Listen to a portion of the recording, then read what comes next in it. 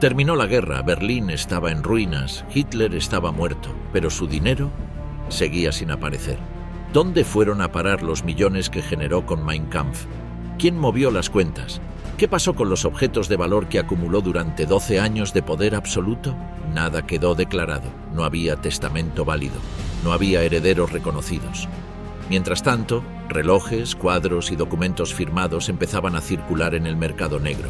Algunos fueron vendidos, otros guardados en secreto, otros desaparecieron para siempre.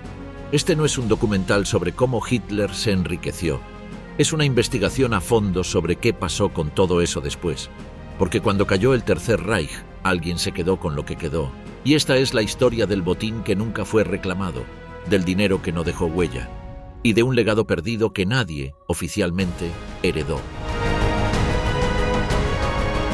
El legado maldito, lo que Hitler dejó al morir. En los últimos días de abril de 1945, Adolf Hitler permanecía encerrado bajo tierra, en un refugio reforzado ubicado bajo la Cancillería, mientras Berlín quedaba atrapada entre disparos, incendios y soldados enemigos. Allí redactó un testamento dividido en 3 secciones, un escrito político, una carta privada y la distribución de sus pertenencias. En esas líneas, dejó por escrito que todo lo que poseía debía ir al Partido Nacional Socialista. Si la organización ya no existía, pasaría al Estado alemán. Horas más tarde cayó en Berlín. La caída del régimen ocurrió tan rápido que no hubo ninguna estructura válida que pudiera asumir lo que él había ordenado. El partido fue disuelto por completo y el Estado quedó dividido en zonas de control militar. Martin Bormann, designado como encargado de hacer cumplir sus instrucciones, huyó del búnker y nunca volvió a aparecer con vida. La voluntad de Hitler en papel no tuvo forma de ejecutarse. Hitler había reunido una enorme fortuna personal durante el tiempo en que estuvo al mando. Su riqueza no venía solo del salario como jefe de Estado. Sumaba regalías por las ventas masivas de su libro, pagos por conferencias, ingresos del partido y donaciones que empresarios y simpatizantes canalizaban como regalos. Parte de ese dinero estaba repartido en cuentas bajo nombres de terceros. También había propiedades, vehículos, muebles costosos y arte robado.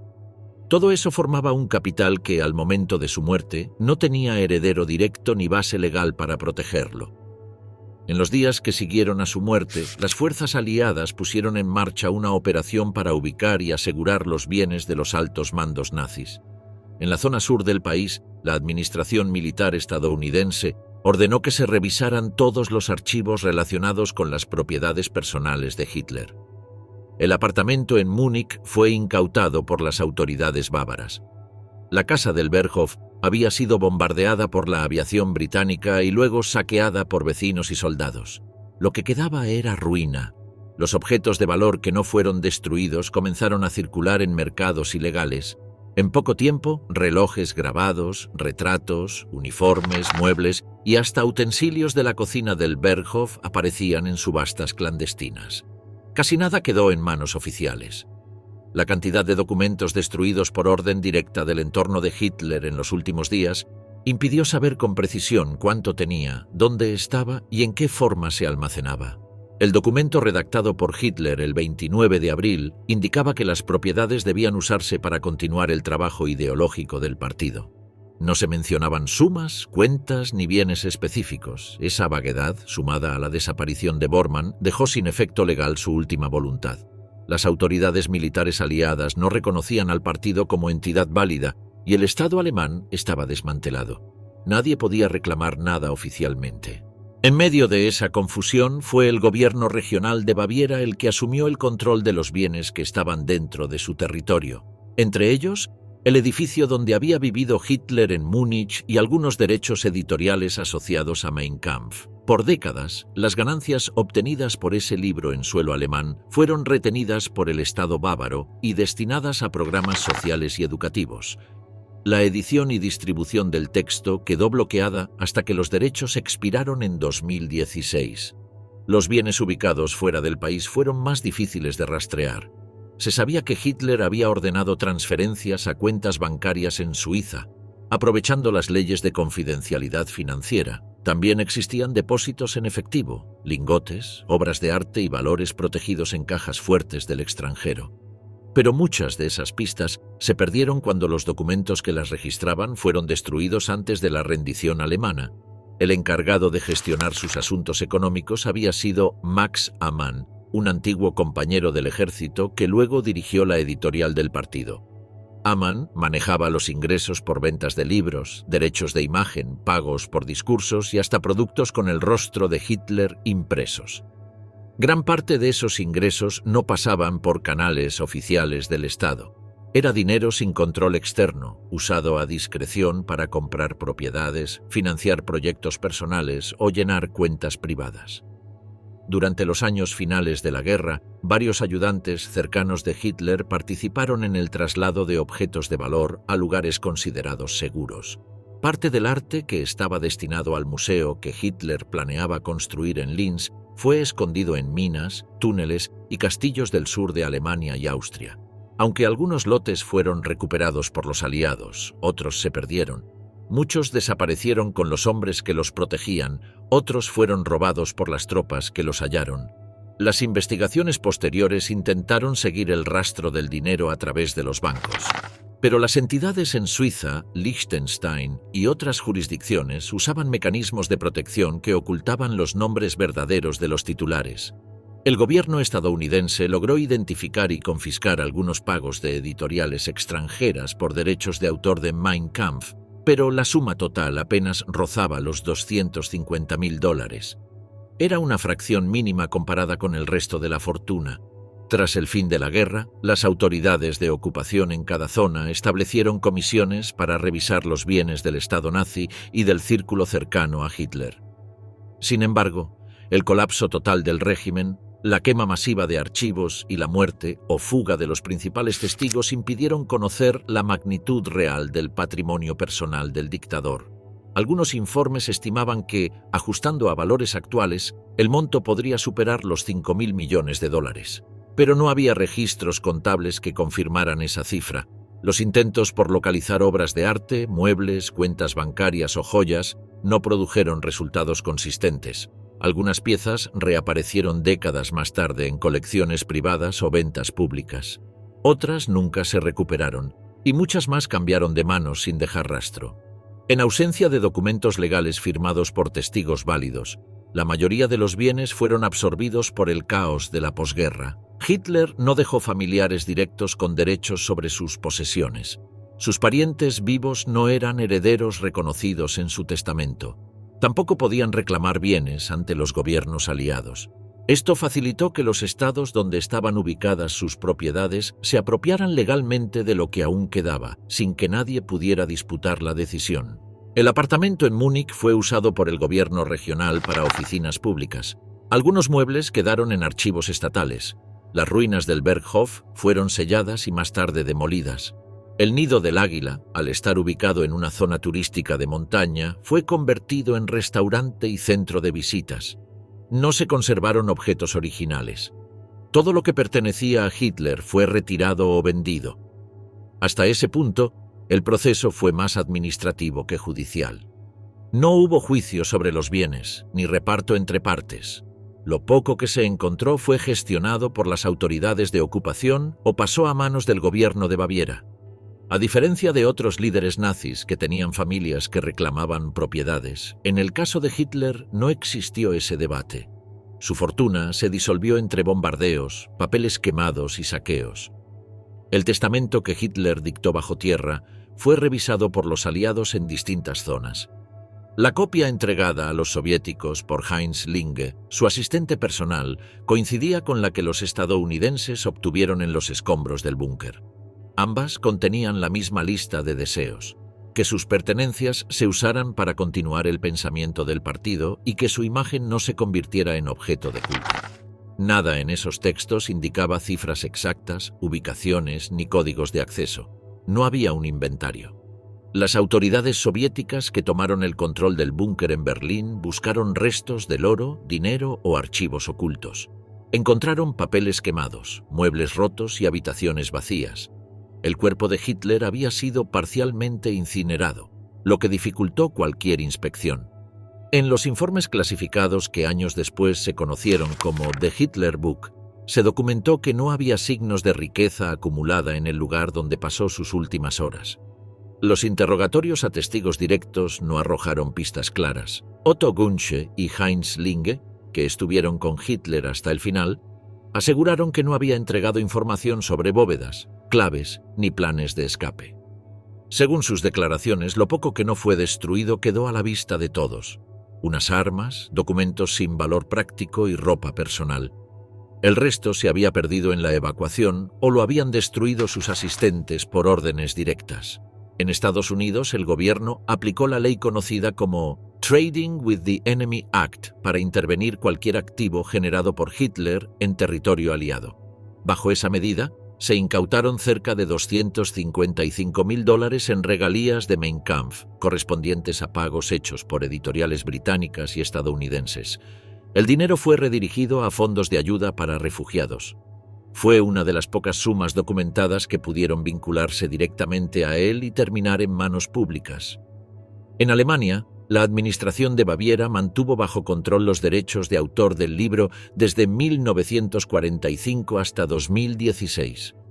Durante ese tiempo, el texto fue censurado y su distribución estuvo prohibida. Las ganancias que generaba a través de permisos especiales eran canalizadas hacia actividades educativas y académicas. No hubo un solo pago hecho a ninguna persona física como heredero. El resto de los bienes, incluidos terrenos, casas y objetos de lujo, fue asumido por el Estado sin que mediara juicio. En la práctica, la herencia de Hitler quedó sin reclamantes válidos.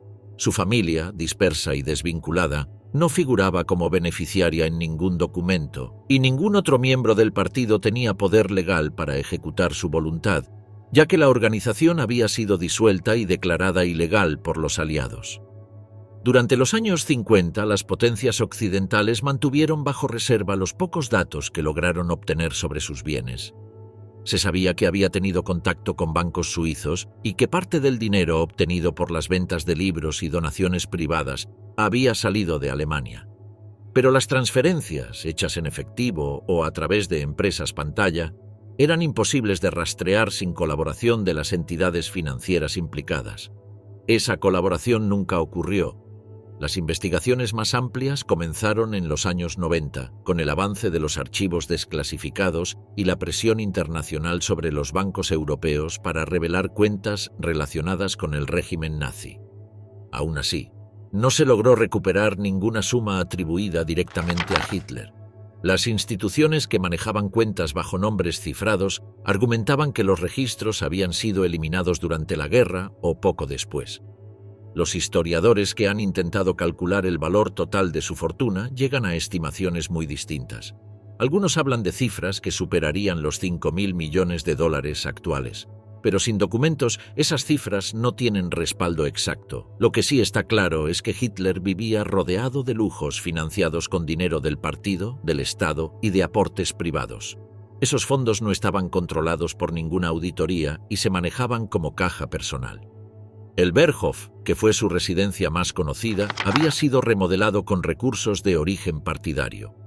Las obras de arte que lo decoraban eran en su mayoría piezas confiscadas a coleccionistas judíos o adquiridas a precios forzados.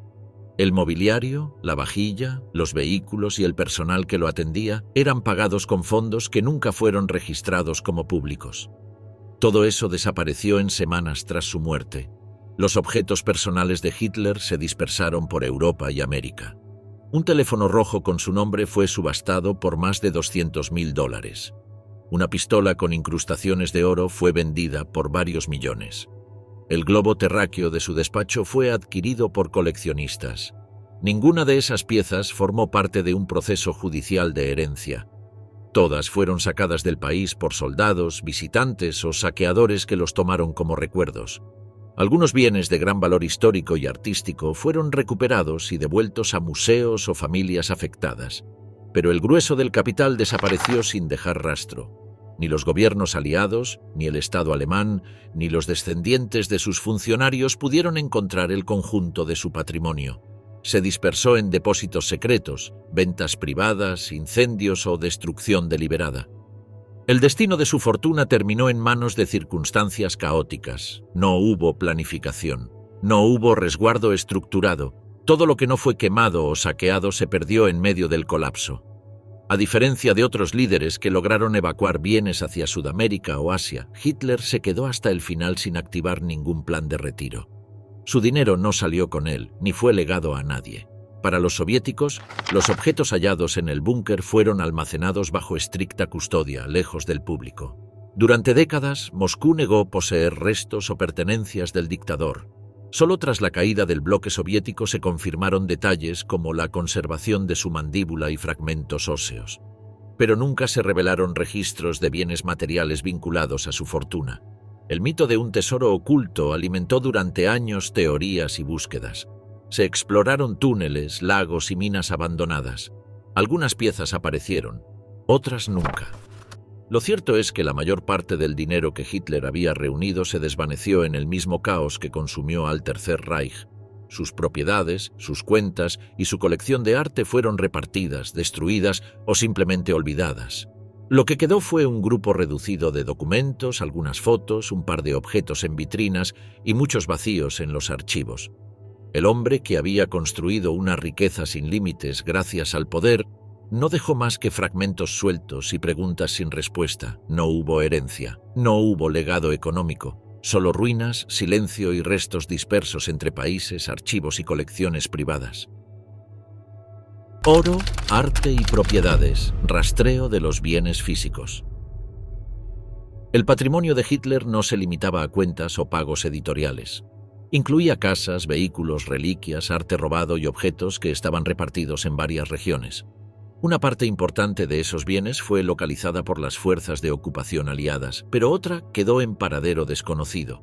La operación para rastrear cada posesión se complicó por la destrucción de archivos, el saqueo masivo y la eliminación deliberada de pruebas. Uno de los primeros sitios intervenidos fue el apartamento de Hitler en Múnich. El lugar fue confiscado por el Estado bávaro y transformado en oficina pública. Allí vivía antes de convertirse en canciller. Muebles, cuadros, documentos y adornos fueron retirados. Algunas piezas fueron almacenadas por las nuevas autoridades. Otras desaparecieron sin dejar registro. No se elaboró un inventario completo antes del traslado. Otro sitio clave era el Berghof, su residencia privada en los Alpes bávaros. La propiedad había sido comprada por él en 1928 y ampliada con dinero del partido una vez que alcanzó el poder. Contaba con habitaciones, terrazas, búnker subterráneo, jardines y salones de recepción. Estaba decorada con tapices, muebles de lujo, porcelana y decenas de obras de arte. Todo eso quedó destruido tras los ataques aéreos y los saqueos posteriores. La aviación británica bombardeó el complejo en abril de 1945. Días después, soldados franceses y estadounidenses entraron al lugar y tomaron lo que encontraron. Algunos objetos fueron trasladados a almacenes, otros fueron sustraídos y terminaron en mercados privados. A los pocos meses, grupos de habitantes de la zona y saqueadores ocasionales terminaron de vaciar lo poco que quedaba. Los restos del edificio fueron demolidos por decisión del gobierno de Baviera en los años 50. El Nido del Águila, una construcción levantada en la cima del monte Kelstein, también fue intervenido. Esta estructura, hecha como regalo por el partido en su 50º cumpleaños, fue financiada por donaciones y presupuestos del Estado. A diferencia del Berghof, no fue destruida. La edificación quedó en pie y fue reconvertida en restaurante y atracción turística. No conservaba mobiliario ni decoraciones originales. Lo que tenía valor fue retirado antes de abrir al público. Hitler también poseía automóviles personalizados. Encargó varios modelos de Mercedes-Benz modificados con blindaje y detalles exclusivos. Los vehículos estaban registrados a nombre del partido, pero eran usados solo por él. Tras la derrota, algunos de esos automóviles fueron recuperados por los aliados, otros fueron vendidos como piezas de colección, algunos permanecen en museos, pero varios más desaparecieron sin ser registrados. El arte formaba una parte esencial de su patrimonio. Hitler había ordenado la recolección sistemática de pinturas, esculturas y objetos valiosos con el objetivo de construir un museo en Linz. El proyecto, conocido como Führermuseum, nunca se concretó, pero decenas de miles de piezas fueron acaparadas. Muchas provenían de familias judías obligadas a vender o que fueron despojadas directamente. El resto se obtenía por medio de compra forzada, intercambio político o robo abierto. La mayor parte de estas obras fue trasladada a depósitos subterráneos. Algunos lotes fueron escondidos en minas de sal y túneles del sur de Alemania y Austria. Las fuerzas estadounidenses que avanzaban hacia el este descubrieron varios de estos escondites. Las operaciones para recuperar las piezas estuvieron a cargo de unidades especiales. Algunas fueron devueltas a sus propietarios originales. Otras pasaron a manos del gobierno aliado. Pero una parte considerable nunca fue hallada. La gestión del saqueo estaba a cargo de agentes especializados. Hitler delegaba las tareas en funcionarios del partido y oficiales de confianza. Ellos seleccionaban piezas, organizaban traslados y documentaban adquisiciones. El sistema estaba pensado para consolidar una colección personal que reforzara su figura como líder cultural. Las piezas seleccionadas eran evaluadas según sus preferencias artísticas. Rechazaba el arte moderno y favorecía estilos clásicos, paisajes, retratos y escenas históricas. En algunos casos, los propietarios eran obligados a firmar documentos donde cedían las obras a cambio de sumas simbólicas. En otros, simplemente eran despojados. En varias ocasiones, los objetos fueron tomados directamente de museos en territorios ocupados. También se requisaron obras que habían sido protegidas en refugios de guerra. Todo esto formaba parte del botín artístico acumulado durante la expansión alemana en Europa. Tras la rendición, las tropas aliadas encontraron parte de esta colección. En los archivos recuperados había listas, fotos y fichas que ayudaron a identificar su procedencia. Sin embargo, muchas piezas no estaban en los lugares señalados. Habían sido trasladadas, robadas o destruidas. La falta de control durante los últimos días del conflicto impidió recuperar todo. Algunas obras reaparecieron décadas más tarde en manos privadas o galerías. La Comisión de Bienes Monuments Men, creada por Estados Unidos, coordinó esfuerzos para rescatar y devolver el arte robado. Lograron recuperar parte importante de las colecciones de Hitler, Göring y otros mandos del régimen, pero no lograron rastrear todos los cargamentos. Los objetos más pequeños, como relojes, libros firmados, esculturas menores o piezas de porcelana, se dispersaron sin dejar huella. Además del arte, Hitler acumuló muebles, tapices, vajillas, alfombras, instrumentos musicales, armas decorativas y artículos de lujo que eran usados en sus residencias y oficinas. Todos eran comprados con fondos del partido o adquiridos a través de empresas estatales. No se registraban como bienes personales. Por eso, al momento del colapso, no existían documentos legales que indicaran su pertenencia formal. Varios de estos objetos fueron tomados como trofeos por soldados aliados. Algunos fueron enviados como regalos a funcionarios de alto rango. Otros fueron vendidos por coleccionistas en el mercado negro. También hubo casos en los que piezas desaparecieron dentro de almacenes estatales sin dejar registro. La falta de inventarios confiables impidió establecer una lista completa de lo que existía antes de la caída del régimen. Los gobiernos aliados no aplicaron un protocolo unificado sobre qué hacer con estos bienes. En cada zona de ocupación se tomaron decisiones diferentes. Mientras Estados Unidos estableció unidades de recuperación y catalogación, la Unión Soviética mantuvo los objetos bajo custodia secreta. En muchos casos se negaron a compartir información con las potencias occidentales. Esto impidió reconstruir la ruta de cientos de piezas. La magnitud del patrimonio cultural que Hitler había reunido era enorme. Según algunos informes recuperados por los aliados, había más de 12.000 obras bajo su control directo. Una parte se encontraba en depósitos documentados, otra en casas particulares y otra en tránsito entre territorios ocupados. Cuando el sistema colapsó, gran parte de ese conjunto desapareció. Aparte del arte, también se intentó seguir el rastro de lingotes, monedas, joyas y metales preciosos que podrían haber sido parte del tesoro personal. Algunos informes indicaban que Hitler tenía reservas en cajas de seguridad, pero nunca se encontraron pruebas firmes. Las cantidades que pudieron recuperarse eran menores. No se hallaron bóvedas, escondites ocultos ni depósitos secretos en su nombre. Entre los objetos personales desaparecidos había medallas, álbumes de fotos, cartas firmadas, relojes grabados y piezas de colección. Algunos soldados los vendieron como recuerdos de guerra. Otros los guardaron en secreto durante décadas. Varios reaparecieron en subastas internacionales sin documentos que confirmaran su origen. La dificultad para rastrear su autenticidad complicó su recuperación legal. En varios casos, los objetos fueron exhibidos como parte de exposiciones históricas sin que hubiera reclamos por parte del Estado alemán. No existía base legal que permitiera reclamarlos, ya que muchos no estaban registrados como propiedad estatal ni como herencia personal.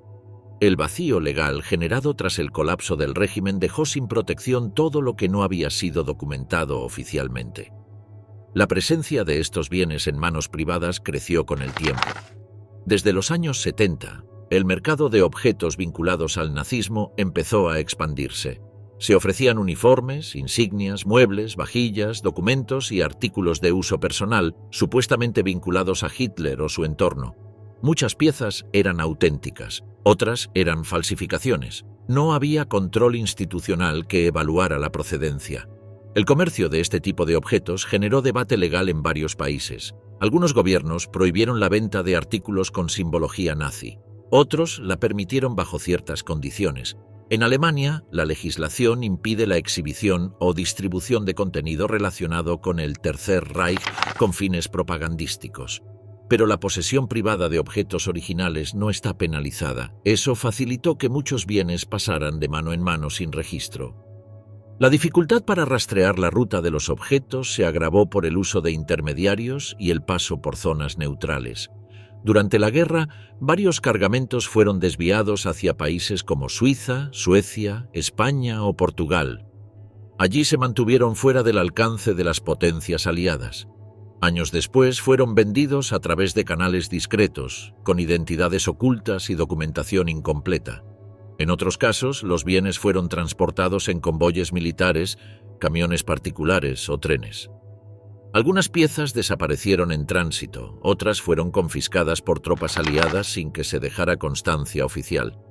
Las diferencias entre protocolos de ocupación de soviéticos, estadounidenses, británicos y franceses impidieron un seguimiento conjunto. Cada país actuó por separado, lo que dificultó un control global. Los archivos recuperados por las tropas aliadas incluían listas parciales de obras de arte, muebles y objetos decorativos, pero muchos no estaban actualizados.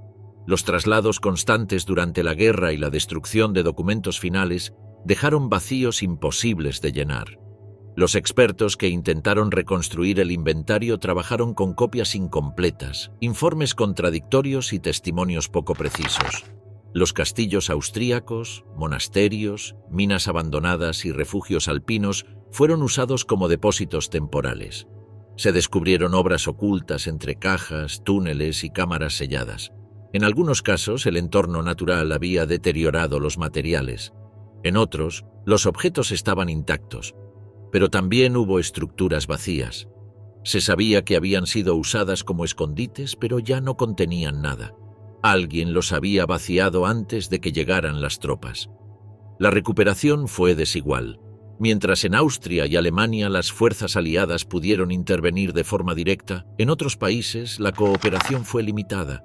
Las obras sacadas hacia el este quedaron en manos soviéticas. Muchas de ellas no fueron devueltas. Se almacenaron en museos estatales, archivos secretos o colecciones de seguridad.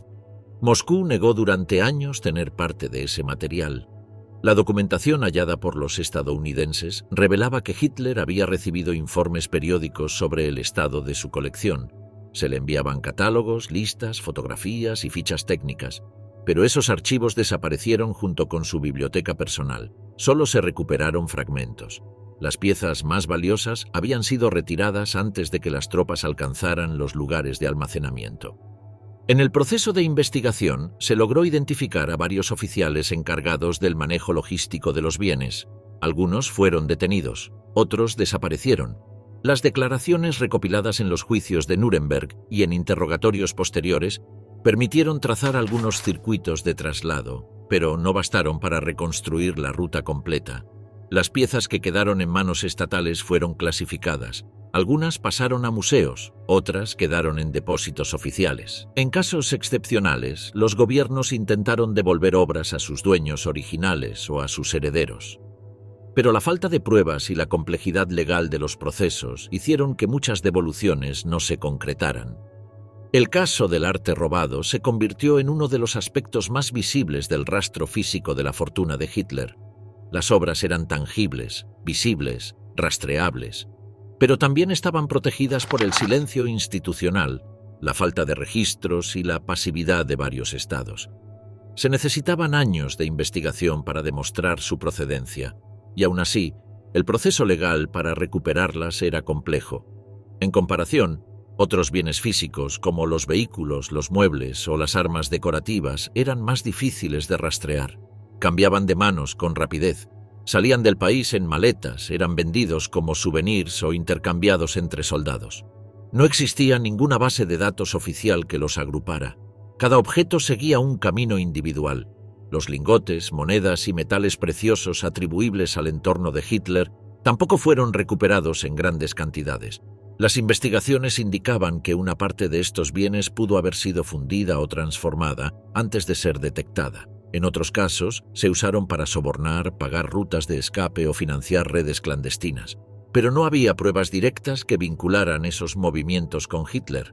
El saqueo y dispersión de los bienes fue tan amplio que muchos objetos siguen apareciendo hasta hoy. Algunos surgen en mercados de antigüedades, otros son entregados por familias que los conservaron sin saber su origen exacto. También se han recuperado piezas a través de denuncias anónimas o redadas en almacenes privados. Cada hallazgo aporta datos fragmentarios. A más de 70 años del fin de la guerra, el rastreo de los bienes físicos de Hitler continúa incompleto. No hay un registro total de lo que poseía, no hay una lista oficial de lo que se perdió. Las cifras disponibles son parciales y cambiantes. Los objetos conocidos representan solo una parte del patrimonio, el resto sigue oculto, destruido o en manos que nunca lo harán público. Lo que queda de su fortuna física está repartido en depósitos estatales, colecciones privadas y vitrinas de museo. No existe una unidad que los agrupe. Cada objeto tiene su propia historia. Cada pieza encontrada plantea más preguntas que respuestas. El rastro de oro, arte y propiedades que dejó Hitler se deshizo en el mismo caos que consumió a su régimen. Cuentas ocultas, bancos, Suiza y el rastro perdido del dinero. A medida que el régimen nazi se derrumbaba, las potencias aliadas iniciaron una operación financiera para encontrar y asegurar los fondos del Tercer Reich y de sus principales líderes. Entre los objetivos prioritarios estaban las cuentas personales de Adolf Hitler, pero no había una hoja de ruta. Los papeles habían sido quemados, los nombres usados eran falsos, y los países donde se escondía el dinero no estaban dispuestos a colaborar de forma inmediata. Durante los años de su gobierno, Hitler acumuló ingresos por distintas vías. La mayor parte provenía de las ventas de Mein Kampf, que se convirtió en uno de los libros más vendidos del siglo. Por ley, cada pareja que se casaba recibía una copia. También recibió pagos por conferencias, uso de su imagen y aportes del partido, pero el dinero no era guardado en cuentas oficiales. Se usaban entidades bancarias privadas, nombres de confianza y mecanismos diseñados para ocultar la propiedad real. Las autoridades sabían que Hitler no gastaba su dinero de forma ostentosa. No tenía grandes propiedades a su nombre ni colecciones personales registradas. Sus casas estaban vinculadas al partido o al Estado, sus gastos eran cubiertos con fondos públicos. El efectivo que recibía era guardado o movido a través de terceros. Esa red de encubrimiento fue activada desde los primeros años de su ascenso al poder. Las primeras pistas sobre el destino de esos fondos surgieron en interrogatorios a funcionarios del partido. Algunos afirmaban que Hitler mantenía reservas en bancos suizos. Otros hablaban de depósitos en Liechtenstein, Suecia o Portugal. También se mencionaban bóvedas en Austria y cajas fuertes móviles que habían sido transportadas al sur antes del avance aliado. Ninguna de esas versiones pudo confirmarse con pruebas firmes. En Suiza, las leyes protegían el secreto bancario. Las entidades no estaban obligadas a revelar el contenido de las cuentas ni los nombres de los titulares. Incluso después del colapso del régimen, los directivos de los bancos mantuvieron silencio. Las autoridades aliadas solicitaron cooperación, pero no obtuvieron acceso a los datos. Las cuentas cifradas y los apoderados ficticios impedían saber con certeza si el dinero encontrado pertenecía a Hitler o a otra figura del régimen. El informe de la Comisión Tripartita para Bienes Enemigos reveló que millones de marcos fueron transferidos al extranjero en los últimos años del conflicto. Parte de esos fondos provenía de empresas estatales, ventas de oro confiscado y operaciones comerciales con países neutrales. No había detalles sobre cuentas personales. El dinero había sido movido en efectivo, convertido a otras divisas y depositado en instituciones fuera del sistema bancario alemán. Las operaciones eran organizadas por oficiales del partido encargados de los asuntos económicos. Usaban embajadas, consulados y contactos en empresas privadas para canalizar el dinero. Algunos cargamentos incluían joyas, oro, lingotes y divisas fuertes. Eran transportados en vehículos militares, valijas diplomáticas o trenes bajo custodia. Una parte fue interceptada, otra desapareció. Las investigaciones apuntaban a que el dinero también se usó para financiar rutas de escape. Varios funcionarios del régimen lograron salir de Europa con ayuda de redes clandestinas. El financiamiento de esas rutas requería efectivo, documentos falsos y pagos a intermediarios. Aunque no se pudo vincular directamente a Hitler con estas operaciones, parte del dinero que manejaba su entorno pudo haber terminado allí. En los años posteriores a la guerra, el gobierno estadounidense estableció programas de rastreo financiero. Se revisaron archivos, se interrogaron a banqueros y se cruzaron datos de transferencias. Pero la falta de documentos originales dificultó todo. Los nombres usados no eran reales. Los depósitos estaban fragmentados y muchas cuentas habían sido cerradas antes de que se pudiera intervenir. En Alemania, los bancos fueron auditados. No se hallaron fondos a nombre de Hitler. Las cuentas que alguna vez manejó habían sido canceladas, otras habían sido vaciadas semanas antes de la caída de Berlín. No quedaban registros completos. Las entidades alegaban que los documentos fueron destruidos por bombardeos o quemados por precaución. Los investigadores no pudieron reconstruir el flujo completo del dinero. En los juicios de Nuremberg, el tema del dinero personal de Hitler fue mencionado, pero no tratado como prioridad. Los acusados no sabían o no querían hablar. Las respuestas eran vagas. Algunos afirmaban que él no confiaba en los bancos y guardaba el dinero en efectivo. Otros decían que tenía asesores que manejaban todo y que ellos ya estaban muertos. La verdad nunca salió completa. Se sabe que Hitler desconfiaba de las estructuras financieras, no usaba cheques, evitaba firmar documentos que lo vincularan con operaciones. Tenía asistentes que hacían los movimientos en su nombre. Uno de ellos fue Martin Bormann, otro Max Amann. Ambos manejaban ingresos, pagos y movimientos editoriales, pero ninguno dejó registros precisos de las operaciones internacionales. El único monto concreto recuperado fue el de los derechos de autor por ventas internacionales de Mein Kampf. Los pagos hechos desde Reino Unido y Estados Unidos fueron incautados bajo leyes de emergencia. El total apenas superaba los $250.000. El dinero fue entregado a fondos de ayuda para víctimas del conflicto. No había otras sumas vinculadas directamente. Durante los años 50 y 60 surgieron rumores sobre tesoros ocultos. Se hablaba de trenes con lingotes, bóvedas bajo los Alpes y cargamentos hundidos en lagos. Muchas de esas historias estaban relacionadas con el entorno nazi, pero también incluían referencias a posibles bienes de Hitler. No se hallaron pruebas firmes. Las búsquedas no arrojaron resultados claros. La ruta del dinero llevó también a América del Sur. Allí se establecieron varios jerarcas del régimen. Aunque Hitler nunca salió de Alemania, se investigó si parte de sus fondos fueron transferidos a esas regiones antes del final. No hubo confirmación. Las transferencias no estaban documentadas y los bancos no entregaron datos. En algunos casos, los investigadores encontraron documentos que indicaban pagos desde cuentas alemanas hacia empresas registradas en Suiza o Argentina. Pero no se mencionaba a Hitler. Los titulares eran sociedades anónimas, representantes o testaferros. Los montos eran altos, pero sin identificación clara. Las pruebas no bastaban para atribuir la propiedad. Los intentos por seguir el rastro del dinero continuaron en los años 70 y 80. Nuevas comisiones, investigaciones periodísticas y acceso parcial a archivos generaron hipótesis, pero no certezas. Las sumas recuperadas eran mínimas, las pistas terminaban en cuentas cerradas, nombres falsos o bancos que ya no existían. Los documentos desclasificados por Estados Unidos revelaban que parte del dinero de los altos mandos fue usado para comprar propiedades en el extranjero. No había pruebas de que Hitler hubiera hecho lo mismo. Tampoco había registros de adquisiciones inmobiliarias a su nombre fuera de Alemania. La conclusión más aceptada era que, si existieron fondos personales, fueron ocultados o destruidos. Los pocos documentos bancarios que sobrevivieron mostraban operaciones menores, ingresos por regalías, pagos de gastos administrativos y movimientos entre cuentas del partido. No se hallaron depósitos millonarios. Lo que sí estaba documentado era la destrucción masiva de papeles en los últimos días del conflicto. Archivos enteros fueron quemados en Berlín, Múnich y Berchtesgaden.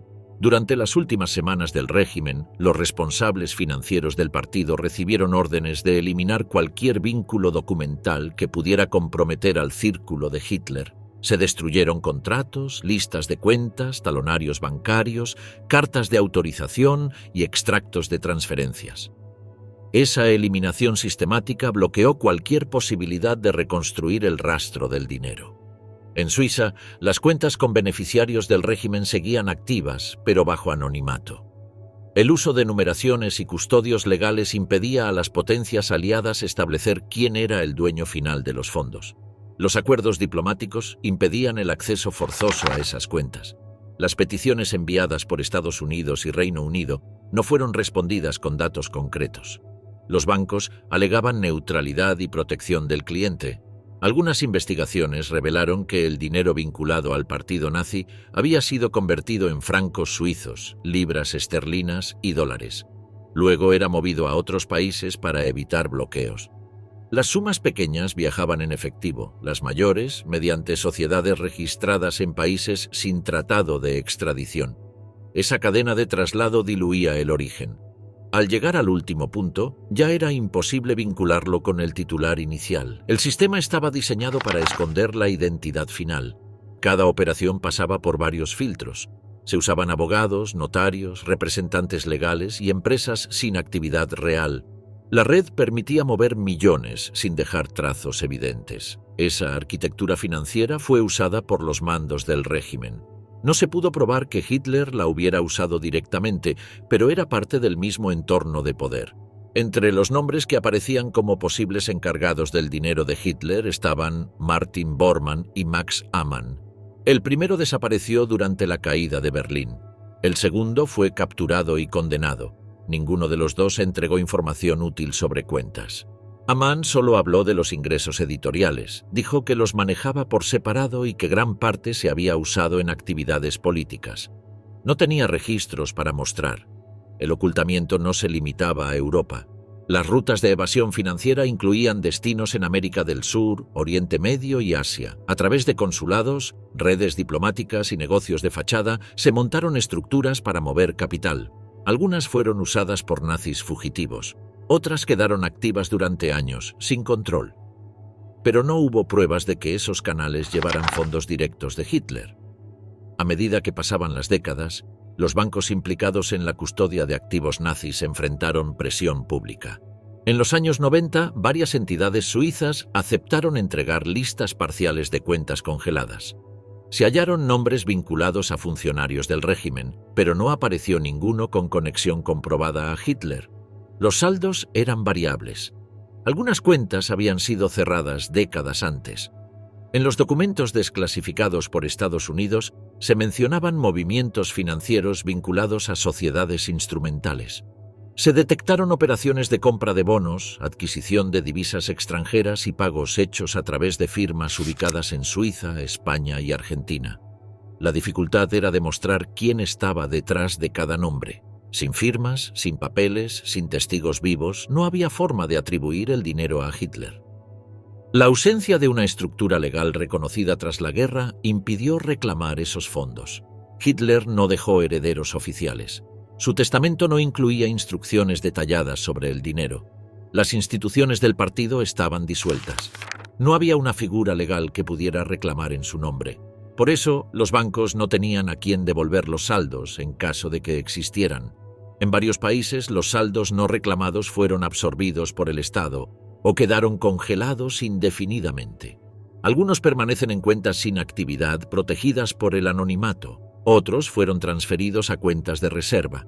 La posibilidad de que parte de la fortuna personal de Hitler siga en cuentas no identificadas existe, pero no hay forma de verificarlo con certeza.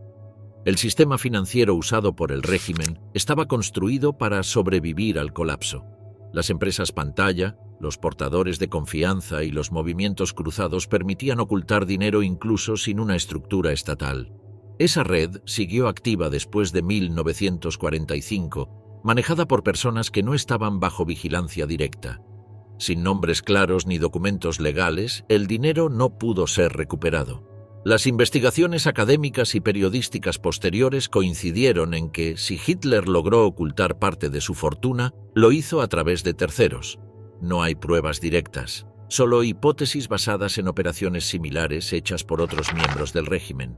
La falta de documentación impide ir más allá de la especulación.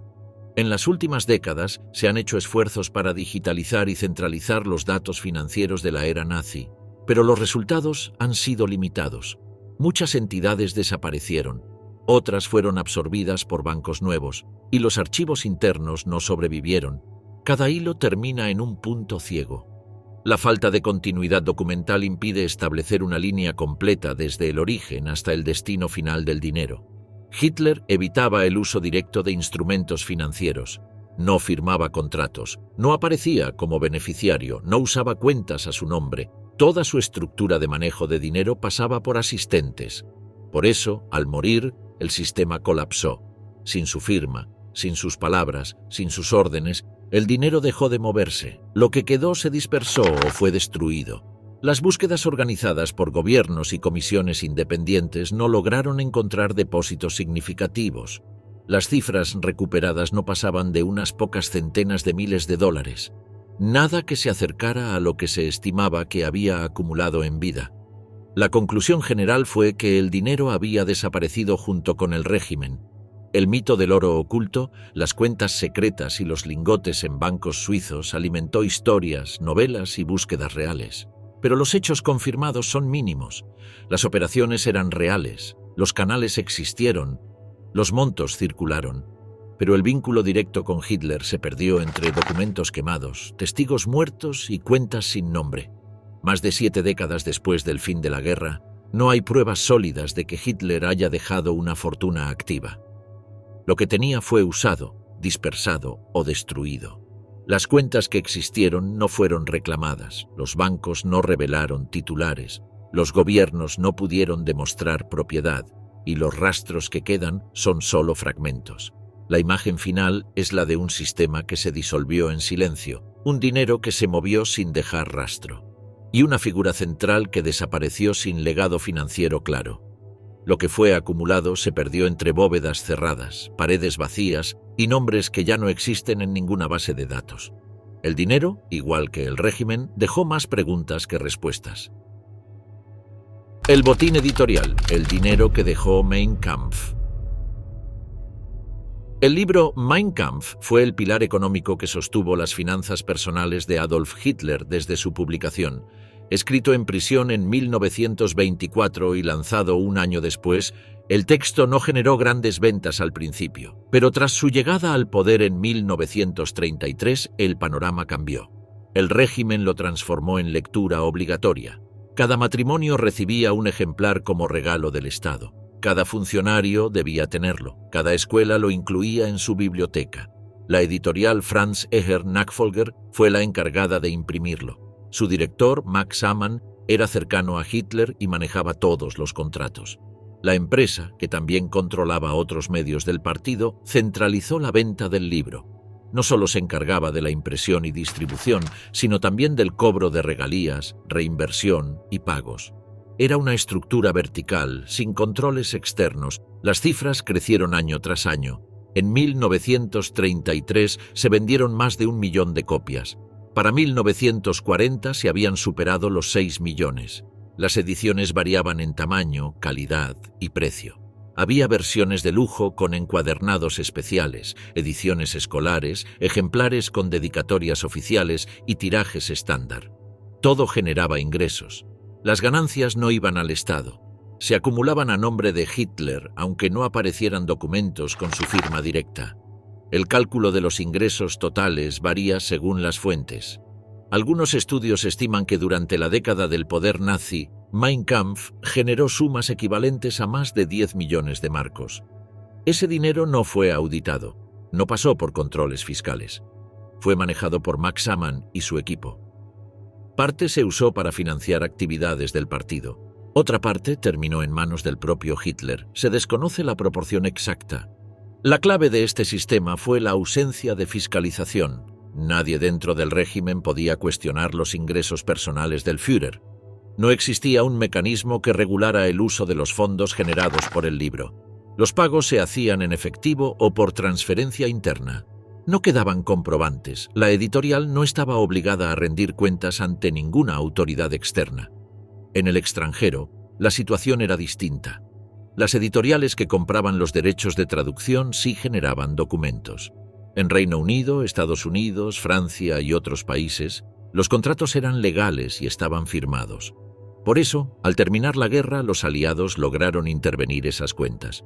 En Estados Unidos, por ejemplo, los pagos por ventas de Mein Kampf fueron bloqueados bajo la ley de comercio con el enemigo. Los fondos acumulados en esos países fueron redirigidos a programas de ayuda. Se trataba de sumas menores en comparación con las generadas dentro de Alemania, pero eran las únicas documentadas. En total, se incautaron cerca de $250.000 vinculados directamente a ventas internacionales.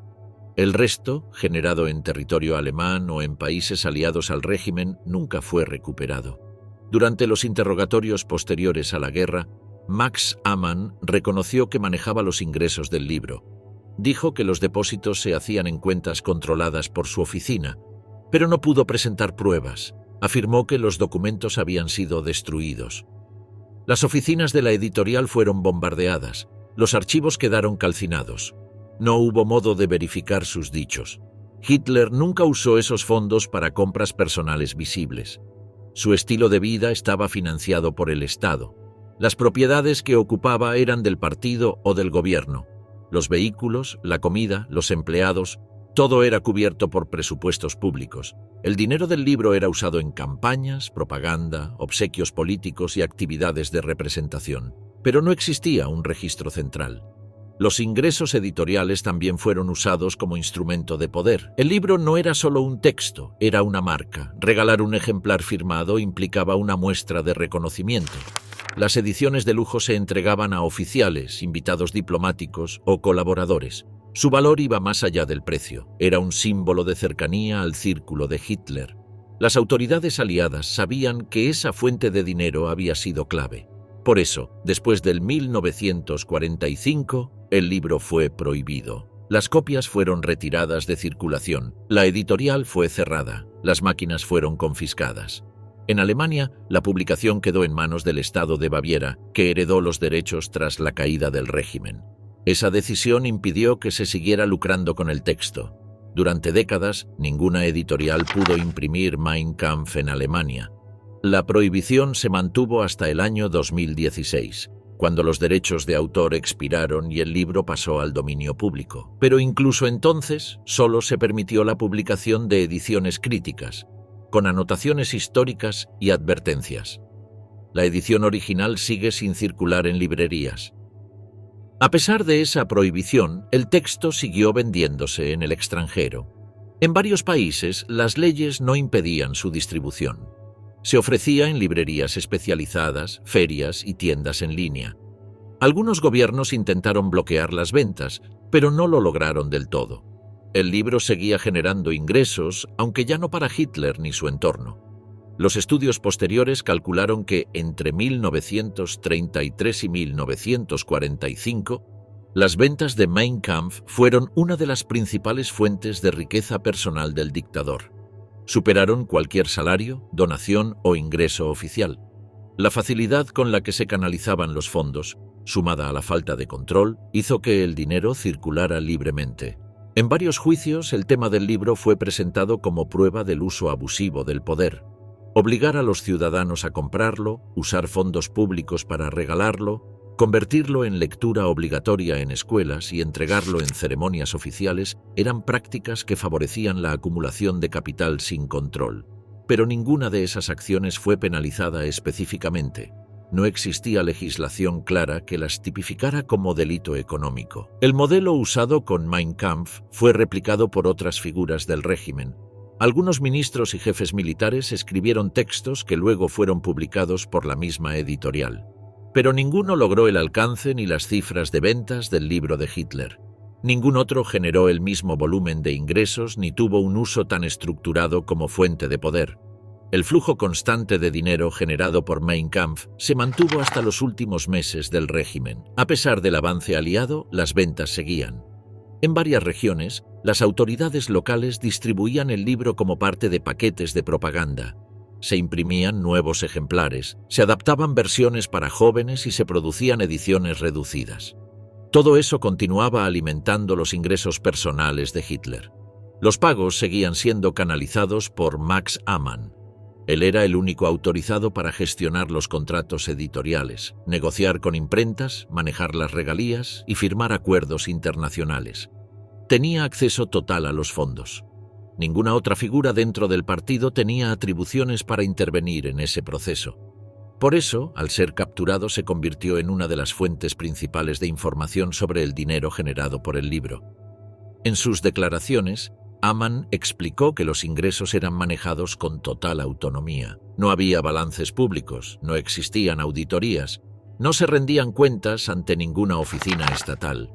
El dinero era considerado parte del patrimonio del Führer, aunque no estuviera declarado.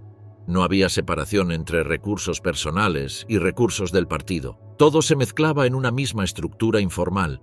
Ese sistema permitió que Hitler acumulara una fortuna sin dejar rastros oficiales. Aunque sus bienes materiales no eran numerosos ni lujosos, sus cuentas estaban llenas. Las declaraciones fiscales no existían. No presentaba informes ante Hacienda. No registraba propiedades a su nombre. Solo manejaba efectivo y órdenes verbales. Era un circuito cerrado, sin interferencias externas. En varios documentos encontrados tras la guerra se mencionaban pagos hechos desde la editorial a cuentas bancarias en Alemania y el extranjero, pero no había nombres. Solo números de cuenta, montos y fechas. No se podía establecer el destino final del dinero. Esos archivos fueron usados por las potencias aliadas para armar mapas de flujo financiero, pero los resultados fueron incompletos. Algunas copias de esos registros fueron destruidas por funcionarios del partido antes de la caída de Berlín. Se temía que sirvieran como prueba en juicios posteriores. Por eso, los documentos que sobrevivieron estaban fragmentados. Los nombres de los titulares habían sido tachados, las firmas habían sido arrancadas. No quedaba casi nada que permitiera vincular el dinero directamente con Hitler. Las investigaciones posteriores concluyeron que Mein Kampf no solo fue un instrumento ideológico, sino también económico. Le permitió sostener un flujo de capital durante más de una década. Fue la base de su independencia financiera.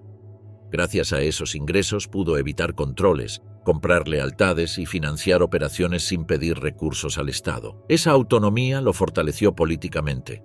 Además, el libro le generó legitimidad dentro del partido. Cada venta era vista como un respaldo. Cada ejemplar en una casa, una escuela o una oficina del gobierno reforzaba su figura. El éxito comercial del texto era presentado como prueba de su liderazgo. Esa combinación de política, propaganda y dinero lo convirtió en una herramienta de poder total. Después de la guerra, varias editoriales intentaron recuperar los derechos de publicación. Argumentaban que los contratos eran anteriores al régimen y que se habían firmado en condiciones legales. Pero las autoridades de ocupación rechazaron esos reclamos. Consideraban que cualquier intento de reproducir el libro generaba riesgos de difusión ideológica. Por eso, los derechos fueron congelados. La administración del Estado de Baviera asumió la custodia legal del texto, bloqueó cualquier intento de reedición, rechazó propuestas de edición crítica, ediciones académicas o versiones adaptadas.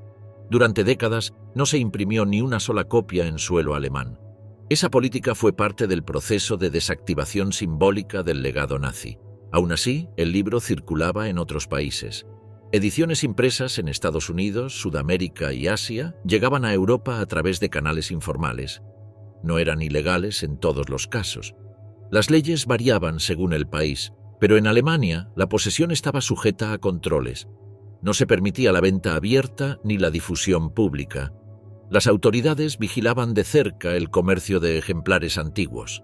En los años 80 y 90, el interés académico por el texto aumentó. Varias universidades propusieron publicar versiones con notas, comentarios y contexto histórico, pero la oposición legal se mantuvo firme. Solo después del año 2016, cuando los derechos de autor expiraron, se permitió una edición comentada.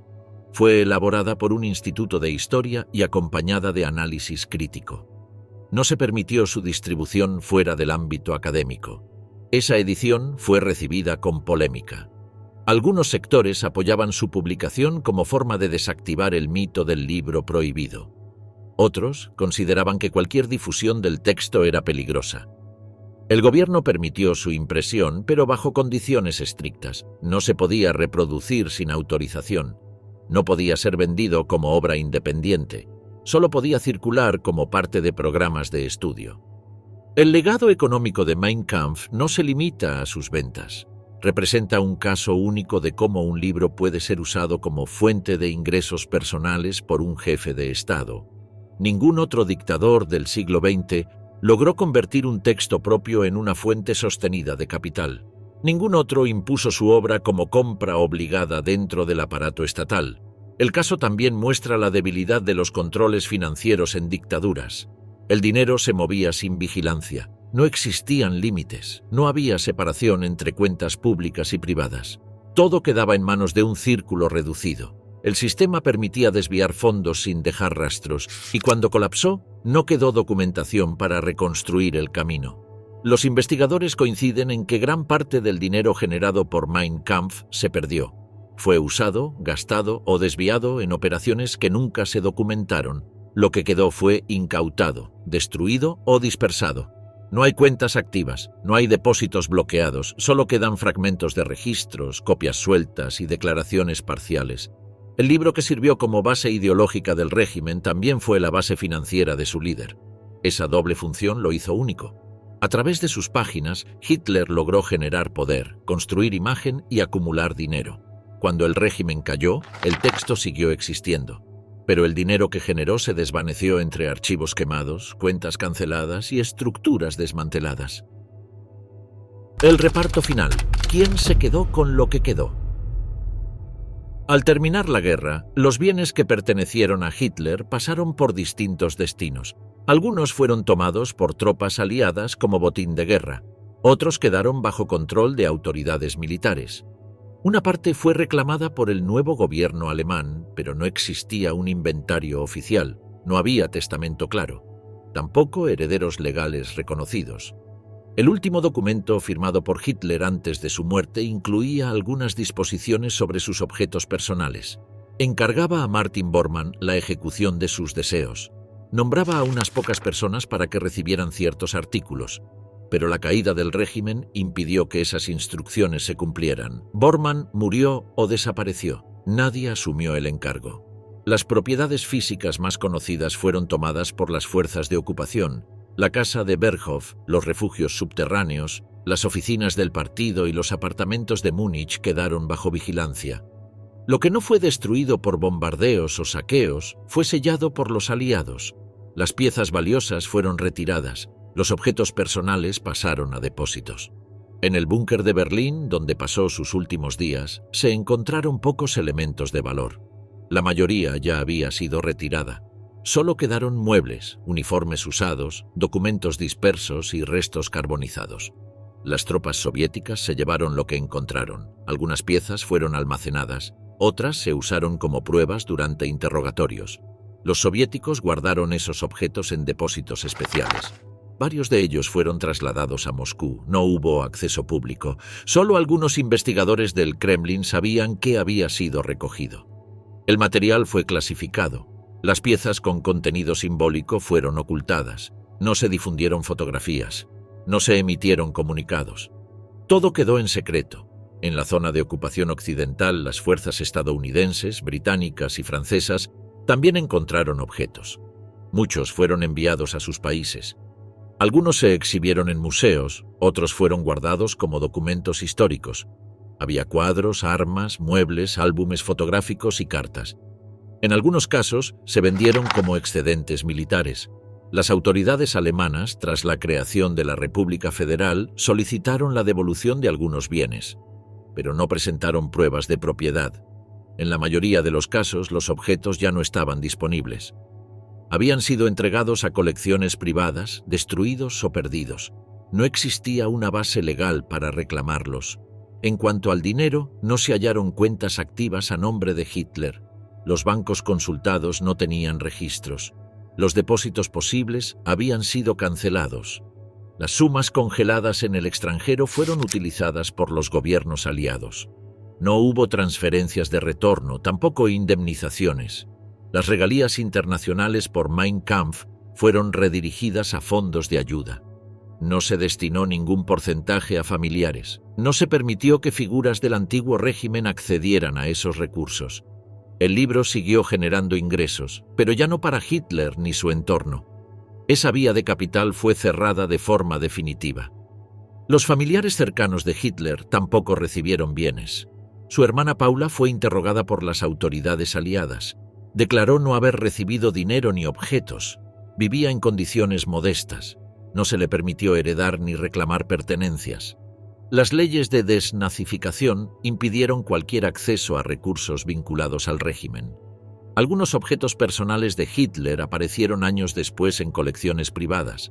Eran relojes, documentos firmados, medallas, libros anotados y utensilios con iniciales. Muchos de ellos habían sido sustraídos de sus residencias por soldados aliados. Otros fueron entregados por civiles que encontraron artículos durante el colapso del régimen. No existía un control legal sobre esas piezas. El comercio de objetos nazis creció con el tiempo. Casas de subasta en Europa y América vendieron artículos atribuidos a Hitler. No había verificación oficial. La procedencia era ambigua.